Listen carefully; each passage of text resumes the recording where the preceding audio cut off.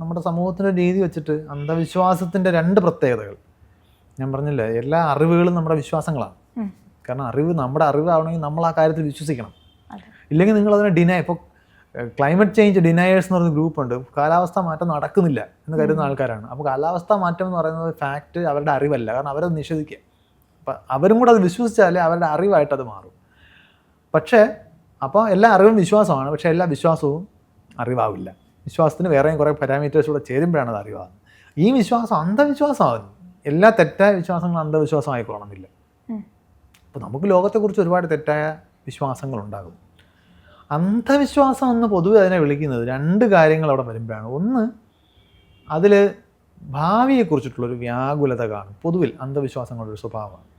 അത് നമ്മൾ ആ അന്ധവിശ്വാസം പ്രാക്ടീസ് ചെയ്യുന്നത് ഭാവിയിൽ വരാൻ പോകുന്ന എന്തോ ഒഴിവാക്കാനോ അല്ലെങ്കിൽ ഭാവിയിൽ വരുന്ന ചില ഗുണങ്ങൾ വരുത്താനോ ഒക്കെയാണ് നമ്മൾ ചെയ്യുന്നത്. നമുക്ക് നോക്കിയാൽ മതിയല്ലോ. ഇപ്പോൾ നമ്മൾ ദോഷങ്ങൾ ഒഴിവാക്കാൻ വേണ്ടി ചെയ്യുന്ന അന്ധവിശ്വാസങ്ങളുണ്ട്, നല്ലത് വരുത്താൻ വേണ്ടി ചെയ്യുന്ന അന്ധവിശ്വാസങ്ങളുണ്ട്, സ്വയം ഒരു പ്രതീക്ഷ കിട്ടാൻ വേണ്ടി ചെയ്യുന്ന അന്ധവിശ്വാസങ്ങളുണ്ട്. ഇങ്ങനെ കുറേ ടൈപ്പ്. അതിലെല്ലാം ഈ ഭാവി എന്ന് പറയുന്നത് ആ വ്യാകുലത ഒരു കോമൺ എലമെൻ്റാണ്.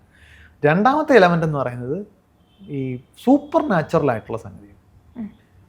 അപ്പോൾ നാച്ചുറൽ എന്ന് പറഞ്ഞാൽ നേച്ചർ എങ്ങനെയാണ് പ്രവർത്തിക്കുന്നതെന്നതിനെ കുറിച്ച് സയൻസിലൂടെ നമ്മൾ മനസ്സിലാക്കിയ വളരെ സോളിഡായിട്ടൊരു അണ്ടർസ്റ്റാൻഡിങ് നമുക്കിന്നുണ്ട്. പ്രകൃതിയിലെ കാര്യങ്ങൾ നമ്മളുടെ പരസ്പരം അതിന് യോജിക്കാത്ത, അതിന് കോൺട്രഡിക്ടറി ആയിട്ടുള്ള കാര്യങ്ങളുടെ അടിസ്ഥാനത്തിലാണ് നിങ്ങളൊരു കാര്യം വിശ്വസിക്കുന്നതെങ്കിൽ അതൊരു അന്ധവിശ്വാസമാണ്. നേരത്തെ പറഞ്ഞതുപോലെ നിങ്ങളൊരു ഇൻ്റർവ്യൂവിന് പോകുമ്പോൾ നിങ്ങളുടെ ഇൻ്റർവ്യൂവിൻ്റെ ഔട്ട്കം, അത് നിങ്ങൾക്ക് ആ ജോലി കിട്ടുമോ ഇല്ലയോ എന്നുള്ള ഔട്ട്കം നിങ്ങളുടെ കൈ കെട്ടിയിരിക്കുന്ന ചരടുമായിട്ട് ബന്ധപ്പെട്ടതാണോ? നിങ്ങൾ അങ്ങനെ ഒരു ബന്ധം ആരോപിക്കുകയാണെന്നുണ്ടെങ്കിൽ സൂപ്പർ നാച്ചുറൽ ബന്ധമാണ്. കാരണം നേച്ചറിൽ അങ്ങനെ ഒരു ബന്ധമില്ല. ആ സൂപ്പർ നാച്ചുറൽ ബന്ധം ആരോപിക്കുമ്പോൾ അതൊരു അന്ധവിശ്വാസമായിട്ട് മാറും. നിങ്ങളിടുന്ന ലക്കി സോക്സോ ഇതെല്ലാം മനുഷ്യൻ്റെ പേടിയിൽ നിന്ന് തന്നെ വരുന്നതാണ്. ഭാവി കൺട്രോളിലാണ് എന്ന ഒരു തോന്നൽ സ്വയം ഉണ്ടാക്കാൻ വേണ്ടിയിട്ടാണ് ആൾക്കാർ പലപ്പോഴും ഇങ്ങനെയുള്ള കാര്യങ്ങൾ ഒക്കെ ചെയ്യുന്നത്. അപ്പോൾ അന്ധവിശ്വാസത്തിൻ്റെ രണ്ട് ലക്ഷണങ്ങൾ സാധാരണ ഇപ്പോൾ നമുക്ക് തെറ്റായ ഒരുപാട് അറിവുകൾ നമ്മൾ കൊണ്ട് നടക്കുന്നുണ്ട്. നമ്മൾ അതിൻ്റെ അടിസ്ഥാനത്തിൽ ഇപ്പോൾ നമ്മൾ പ്രതീക്ഷിക്കുകയാണ് നമ്മൾ ചെല്ലുമ്പോൾ ബസ് സ്റ്റോപ്പിൽ ഉണ്ടാകും, അല്ലെങ്കിൽ ബസ് സ്റ്റാൻഡിൽ ആ ബസ് ഉണ്ടാകും എന്ന് കരുതുന്നു. ബസ് ചിലപ്പോൾ അവിടെ ഉണ്ടാവില്ല. തെറ്റായ വിശ്വാസമാണ് നമ്മുടെ. പക്ഷേ അത് അന്ധവിശ്വാസമൊന്നും ആവില്ല. കാരണം അതിനകത്ത് എന്താണ്, ഭാവിയെക്കുറിച്ചുള്ള വ്യാകുലത എന്ന് പറയാനില്ല. അതിനകത്ത് സൂപ്പർ നാച്ചുറൽ ആയിട്ടുള്ളൊരു കാര്യം നിങ്ങൾ ഉൾപ്പെടുത്തിയിട്ടുമില്ല. ഈ സൂപ്പർ നാച്ചുറൽ ആയിട്ടുള്ള കാര്യങ്ങൾ വരുമ്പം നമ്മളെ സംബന്ധിച്ചിടത്തോളം അത് അന്ധവിശ്വാസമായിട്ട് മാറും. ഈ അന്ധവിശ്വാസത്തിൻ്റെ കാര്യവും ഈ ഭാവിയെ പറ്റിയിട്ടുള്ള ആകുലതയെ പറ്റിയും ഇപ്പം സോഷ്യൽ മീഡിയയിലൊക്കെ ട്രെൻഡിങ്, അല്ലെങ്കിൽ യൂട്യൂബ് തുറന്നാലും ആഡായിട്ട് എപ്പോഴും റൺ ആവുന്ന ഒരു ആപ്പാണ് ആസ്ട്രോടോക്ക് ആപ്പ്. അത് ഡേറ്റ് ഓഫ് ബർത്ത് അങ്ങോട്ട് കൊടുത്താൽ നമ്മളുടെ ജീവിതത്തിലെ എല്ലാ കാര്യങ്ങളും പറയുന്നതാണ് ആഡിൽ പറഞ്ഞു വെക്കുന്നത്. അത് ഒരുപാട് ആക്ടേഴ്സിനെ വെച്ചിട്ടൊക്കെയാണ് അതിൻ്റെ ആഡ് റൺ ചെയ്യുന്നത്. ശരിക്കും പറഞ്ഞാൽ അതിനകത്ത് പോയിട്ട് ഫസ്റ്റ് ചാറ്റ് ഫ്രീ ആണ്, ഇതൊക്കെയാണ് ആഡിൽ പറയുന്നത്. അതിനകത്ത് പോയിട്ട് ഈ പറയുന്ന റാഷണാലിറ്റിയെ പറ്റി സംസാരിക്കുന്ന ആളുകളും അന്ധവിശ്വാസങ്ങളെ പറ്റിയിട്ട് ധാരണയുള്ള ആളുകൾ പോലും അതിലോട്ട് പോകുന്നുണ്ട്. കാരണം അത് അറിയാനുള്ള ഒരു ക്യൂരിയോസിറ്റിയോ അല്ലെങ്കിൽ ഭാവിയെ പറ്റിയിട്ടുള്ള ആകുലത എന്തെങ്കിലുമൊക്കെ ആവാം. പക്ഷെ അത് ശരിക്കും പറഞ്ഞാൽ അത് ഭയങ്കര അതിനകത്തൊരു വാസ്തവം ഉണ്ടാവത്തില്ല. നമ്മുടെ ഭാവി എന്ന് പറയുന്നത് അങ്ങനെ നമുക്ക് മുൻകൂട്ടി പ്രവചിക്കാൻ കഴിയുന്ന ഒന്നല്ല. അപ്പം അതുകൊണ്ട് തന്നെ നമ്മൾ ഭാവിയിൽ വരാൻ പോകുന്ന കാര്യങ്ങൾ, പ്രത്യേകിച്ച് അപകടം വരാനുണ്ടെങ്കിൽ നിങ്ങൾ അത് മുൻകൂട്ടി കണ്ട് ഒഴിവാക്കുകയാണെന്ന് വെച്ചോളൂ. ആ പ്രവൃത്തിയിൽ തന്നെ ഒരു വലിയ കോൺട്രഡിക്ഷൻ ഉണ്ട്. നിങ്ങൾ ഒഴിവാക്കുകയാണെന്നുണ്ടെങ്കിൽ നിങ്ങളുടെ ഭാവിയിൽ ആ അപകടം ഇല്ല. അപ്പോൾ പ്രവചനം തെറ്റിയില്ലേ? പ്രവചനം ശരിയാകുന്നു അതേപടി നടക്കുമ്പോഴാണ്. നിങ്ങളത് ഒഴിവാക്കാൻ പറ്റുന്നതാണ് എന്നുണ്ടെങ്കിൽ അത് പ്രവചനം ഒന്നും വിളിക്കാൻ പറ്റില്ല. അപ്പോൾ അതുകൊണ്ട് പ്രവചനം എന്ന് പറയുന്ന സംഗതിയിൽ തന്നെ ഇങ്ങനൊരു റിസ്ക് ഉണ്ട്.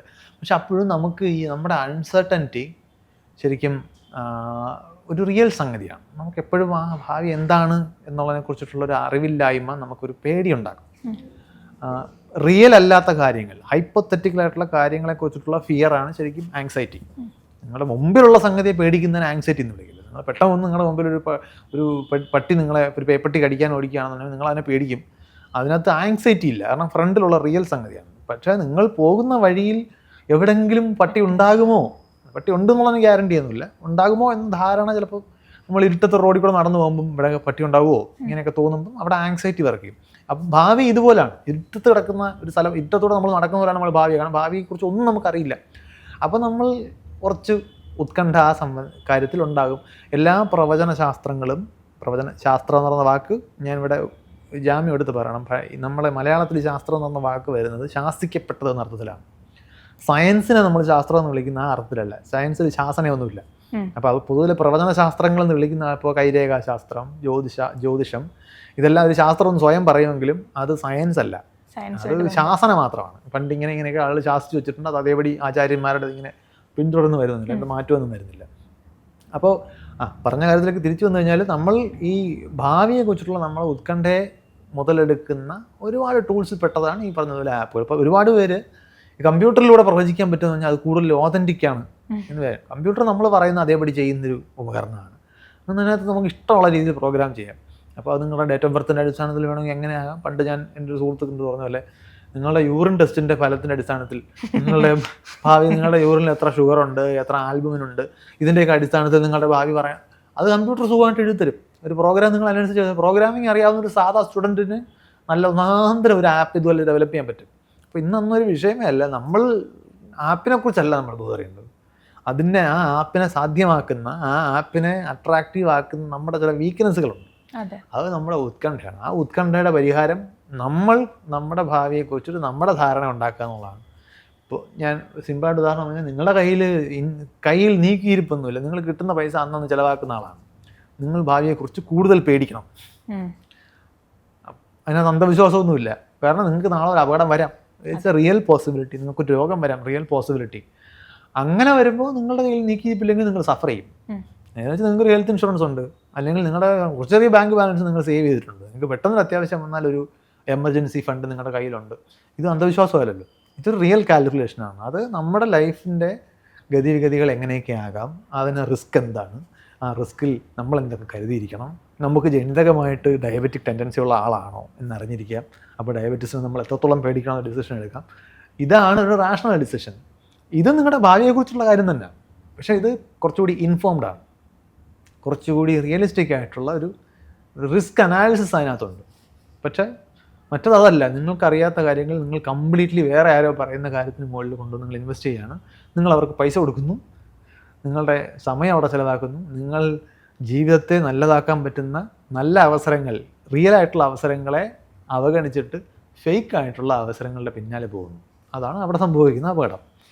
ഈ പറയുന്ന ആഡുകളൊക്കെ ഭയങ്കര മിസ്ലീഡിങ്ങാണ്. ആഡുകൾ ബേസിക്കലി മിസ്ലീഡ് ചെയ്താലല്ലേ ആഡ് വർക്ക് ചെയ്യുള്ളൂ.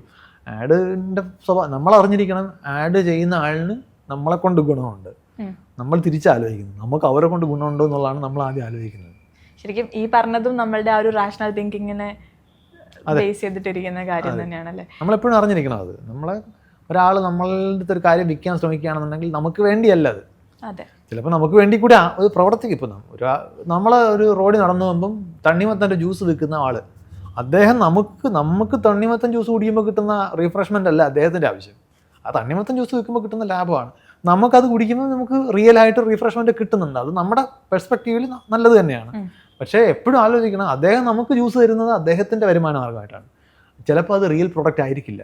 തണ്ണിമത്തൻ ജ്യൂസ് റിയൽ പ്രോഡക്റ്റാണ്, പക്ഷേ ചിലപ്പോൾ ഒന്നുമില്ലാത്ത പ്രോഡക്റ്റ്. അതായത് ഈ പറഞ്ഞാൽ നിങ്ങളുടെ ഭാവിയെക്കുറിച്ച് പറഞ്ഞു തരാമെന്ന് പറയുന്ന ആൾ എന്ത് പറഞ്ഞാലും നിങ്ങൾ വിശ്വസിക്കും. ഭാവി അഥവാ നിങ്ങളൊരു അതിനെ ആത്മാർത്ഥത്തോടെ വിശ്വസിക്കുകയാണെന്നുണ്ടെങ്കിൽ അതിനകത്ത് എന്തെങ്കിലും പിഴവ് വന്നാലും നിങ്ങൾ തന്നെ സ്വയം ന്യായീകരിക്കും. കാരണം നമ്മൾക്ക് പറ്റിയ തെറ്റ് പോലും നമ്മളങ്ങനെ പെട്ടെന്ന് അംഗീകരിക്കില്ല. അത് ഈഗോയെ ഹർട്ട് ചെയ്യുന്നൊരു കാര്യമാണ്. നമ്മൾ എന്തെങ്കിലുമൊക്കെ പറഞ്ഞ് ന്യായീകരിച്ചാൽ കൊണ്ടുപോകും.